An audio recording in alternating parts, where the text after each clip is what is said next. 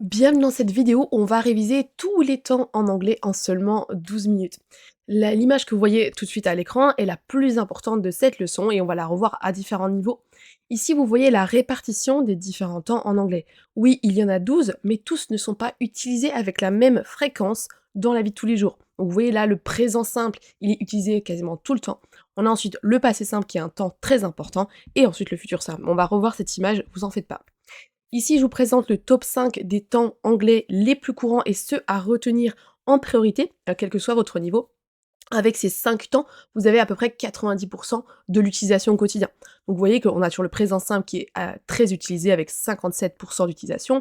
On a ensuite le prétérit avec 19%, le futur simple donc avec will 8%, present perfect et présent continu ensuite. On va voir tous ces temps un par un dans cette leçon, ne vous en faites pas. Avant de démarrer dans le vif du sujet, je vous propose de compléter cette leçon avec un programme gratuit pour ça remettre à l'anglais sur un mois. Vous pouvez flasher le QR code qui se trouve à l'écran ou cliquer sur le lien dans la description pour le recevoir gratuitement. Allez, on va direct dans le vif du sujet avec le présent simple, donc le temps le plus courant en anglais, celui que vous allez utiliser vraiment tout le temps. 57% d'utilisation. En gros, dans quasiment une phrase sur deux que vous allez faire, vous allez utiliser le présent simple. Vous voyez, c'est celui qui prend le plus de place et donc il faut vraiment comprendre en priorité. Le présent simple sert à parler d'habitude, de routine, de faits qui sont toujours vrais. Il sert à se présenter, parler de soi. Il sert également à donner une opinion, son avis, ce qu'on pense, et parler de ses goûts, de ce qu'on aime et ce qu'on n'aime pas. On va prendre ces items un par un. On part avec les habitudes et les routines. Alors par exemple, on pourra dire I wake up at 7 a.m. every morning. Tous les matins, je me lève à 7 heures. I always have black tea for breakfast. Sometimes I read a novel before going to sleep. Donc dans ces cas de figure, on parle de ce qu'on fait habituellement, tous les jours, toutes les semaines, nos routines, nos habitudes, ce qu'on aime faire. Et donc là, clairement, en français, on a un présent, et c'est la même chose en anglais, un présent simple. On va souvent se servir du présent simple, en fait c'est quasiment tout le temps, chaque fois qu'il y a un adverbe de fréquence, comme always, sometimes, often, parce que ça forcément ça indique qu'on fait une habitude. Ensuite, les faits qui sont toujours vrais, là c'est quelque chose qui ne va pas bouger. Par exemple, water boils at 100 degrees. L'eau boit à 100 degrés, ce sera toujours vrai, donc on va pas pouvoir mettre autre chose qu'un présent simple. The sun rises in the east. The Eiffel Tower is made of iron. Pour se présenter, là aussi ça ne changera pas, donc on est dans le présent, c'est quelque chose qui est juste et vrai aujourd'hui, et qui le sera toujours. Donc là, pour se présenter, c'est le présent simple également. My name is Leah. I'm an English teacher. I have 2 children, a son and a daughter. Pour parler de son opinion et de son avis, là on va dire ce qu'on pense, ce sera également le présent simple. I agree with you. I think it's a great idea. I don't want to go to the restaurant tonight. Et enfin, pour parler de ce qu'on aime ou qu'on n'aime pas, là aussi ça s'apparente à quelque chose qui globalement qui sera toujours vrai, donc c'est du présent simple. I don't like coffee. I love to go for a walk in the forest. Do you enjoy learning English? On passe maintenant au deuxième temps le plus utile en anglais, c'est le prétérit, appelé également passé simple. Lui, il va servir dans 19% des cas. Vous voyez qu'il y a une belle partie quand même de notre petit schéma qui est rempli par ce passé simple. Donc là, on va s'en servir pour toutes les actions qui sont terminées dans le passé. Alors certes, on a une seule utilisation, mais en fait, il va servir tout le temps, parce qu'on parle très fréquemment de ce qui est terminé. C'est-à-dire, on va parler de ce qu'on a fait ce matin, du week-end dernier, de nos dernières vacances. Et donc ce temps-là est vraiment le temps du passé le plus utilisé en anglais. Par exemple, I went to the cinema with a friend yesterday. Donc là, on a bien hier, donc on parle du quelque chose qui est terminé, on a donc un prétérit. I lived in Norway 10 years ago. Donc il y a 10 ans, c'est terminé, prétérit également. Where did you travel to last year? Là, de nouveau, avec last year, on doit mettre un prétérit. Et donc chaque fois qu'on a, la plupart du temps, quand on a un passé composé, je suis allée, j'ai habité, j'ai voyagé, ce sera un prétérit en anglais. Passons maintenant au futur simple, donc ça, c'est la construction qu'on va faire avec le modal will. Je vous mettrai une vidéo sur les modaux juste au-dessus si vous voulez explorer ce thème. Le futur simple sert dans 8% des cas, donc avec le présent simple et le passé simple, c'est notre top 3 des temps les plus utilisés. Ça tombe bien, on a un temps présent, un temps passé et un temps futur. Donc avec ce top 3, on peut déjà parler de tout en fait. Le futur simple sert à parler d'une décision prise sur l'instant, il sert à parler de volonté et d'un futur lointain. Pour la décision prise sur l'instant, on a par exemple I'm hungry, I will eat a snack. Donc là, tout de suite, je réalise que j'ai faim, je vais manger. On n'avait pas prémédité cette action. You look tired. Yes, I am. I'll have a nap. Donc là, je vais décider de prendre une sieste, que c'est vrai que je suis fatiguée. The phone is ringing. Le téléphone sonne. Give me a second, I'll pick up the phone. Donc là, je décide de décrocher le téléphone. Forcément, j'ai pas pu décider avant, il vient de sonner. Pour la volonté, this looks heavy. I'll help you. Will you marry me? Yes, I will. Là, vous voyez, on ne dit pas Do you want to marry me? Est-ce que tu veux m'épouser? Mais on utilisera volontiers will dans cette tournure de phrase. En fait, on demande As-tu la volonté? Veux-tu vraiment m'épouser? Avec will, c'est ça qu'on véhicule comme idée, l'idée de volonté et de vouloir quelque chose. I'll come to your birthday, even if I'm sick. Pour le futur lointain, I will travel to Asia one day. I'll become a polyglot with your method. My granddaughter will be an amazing writer. Donc là, c'est quelque chose qu'on envisage pour très très loin.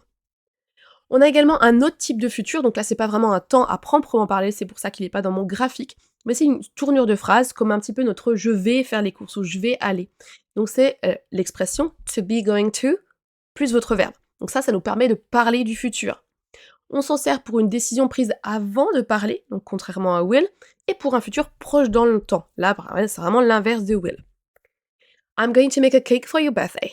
Là, j'ai décidé avant je savais que c'était ton anniversaire aujourd'hui, donc j'avais décidé depuis quelques jours de faire un gâteau. We are going to have a picnic this weekend.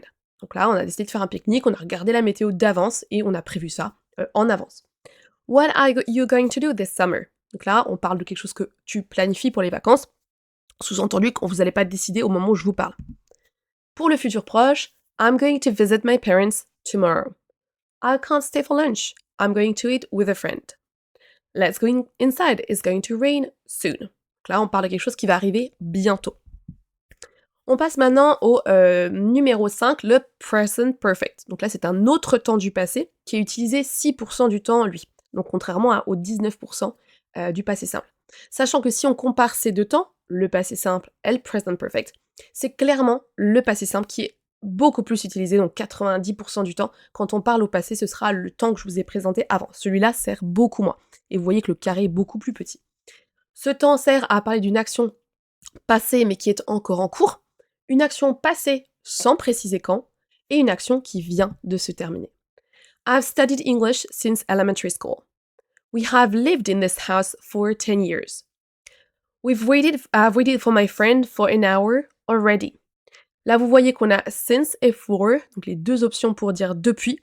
Et avec depuis, forcément, c'est quelque chose qui a démarré avant et qui est encore en cours aujourd'hui. Donc avec for et since, on utilisera donc quasiment toujours the present perfect. Une action terminée sans préciser quand. Have you ever visited London? I have learned a few Chinese characters. I have traveled abroad a lot. Pour l'anglais UK, on va aussi s'en servir pour une action qui vient de se terminer. I've just made a cake. Do you want some? I have just told her we should have a break. Do you want some coffee? No thanks. I've just had one. Donc là, avec just, souvent, on utilisera le present perfect. On continue avec le présent continu ou le présent be plus ing, 5% d'utilisation. Donc ça, on s'en sert quasiment exclusivement pour une action qui est en cours au moment où l'on parle, mais on peut s'en servir également pour une action future, 100% planifiée. Are you listening to me? I'm learning English with a teacher at the moment. I can't help you right now. I'm working. Là, vous voyez que dans la traduction, j'ai mis en train de, donc c'est vraiment quand vous êtes en train de faire quelque chose, ce sera quasiment tout le temps le présent continu. On a aussi un futur 100% planifié. I'm traveling to Amsterdam next week. Ce qui sous-entend que j'ai déjà le billet d'avion ou billet de train et que j'ai déjà l'hôtel, tout ça, tout est calé. They are getting married next month. Là, on a la robe, le costard, la date, l'église, tout est calé aussi. We're traveling to the mountain next vacation. Là, pareil, on a dû booker certainement un hébergement. Donc ça, c'est un futur 100% planifié, tout est calé. Voilà, les autres temps maintenant, très rapidement, parce que ces temps-là, on va vraiment très peu souvent s'en servir. Il faut quand même les connaître, savoir à quoi ils servent, mais franchement, vous n'allez pas souvent vous en servir. On commence avec le passé continu, donc là, c'est une action en cours dans le passé. Donc c'est l'histoire de j'étais en train de, vous voyez. I was driving when you called me. Ouais, j'étais en train de conduire et ensuite il y a une action qui interrompt quand tu m'as appelé. I was driving. Donc c'est pas quelque chose que vous allez utiliser très souvent. On a également le past perfect, une action passée qui s'est produite avant une autre. On va voir l'exemple. When I got back home, my husband had already cooked. Quand je suis rentrée à la maison, ça s'est passé, mon mari avait déjà cuisiné. Il y avait cette action qui arrivait avant encore. Donc c'est deux actions passées qui sont décalées l'une de l'autre dans le temps. On a ensuite le present perfect continuous. Pareil, on s'en sert très peu. Ça, c'est une action passée, encore en cours. I've been learning English for 10 years. Là, en toute franchise, ce temps-là, on peut remplacer par un present perfect tout simplement. On peut dire I've learned English for 10 years. C'est quasiment la même chose. I've been learning, I have learned. C'est vraiment, les deux sont interchangeables ici. Donc, c'est pas un temps que vous allez utiliser très souvent, vu que de toute façon, on peut prendre le present perfect à la place. On a le past perfect continuous, une action passée avec une interruption. I had been walking for hours when I finally saw the car. J'avais marché pendant des heures quand j'ai enfin vu la voiture. Là, pareil, on est de moins en moins utile. Future perfect simple, une action qui sera terminée dans le futur.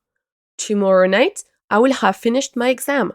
Demain soir, j'aurai terminé mon examen.